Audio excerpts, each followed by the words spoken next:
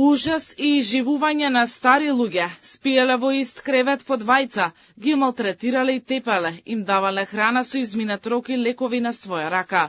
Приказна како од хорор филм во два старечки дома во Скопје.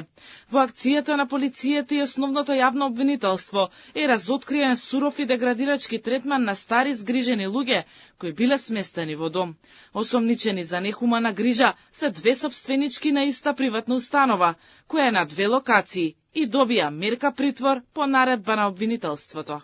Утврдено е дека двете осомничени, како лица што постапуваат во службено својство, вршеле физичко и психичко насилство со цел да им нанесат физичка и душевна болка, односно страдање на корисниците и ги изложувале на сурово, нечовечко и понижувачко однесување. По наредба на јавен обвинител на сите згрижени стари луѓе им е извршен лекарски преглед и анализи од страна на стручни лица од Институтот за судска медицина.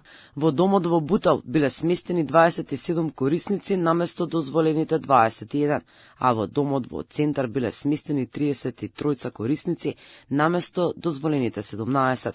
Утврдено е дека осомничените вршеле физичко и психичко насилство и ги изложувале корисниците на сурово, нечовечко и понижувачко однесување. За услугата која не ги исполнувала стандардите, од семејствата на корисниците се наплаќал значителен износ. Двата објекти месечно остварувале вкупна имотна корист од 36.000 евра.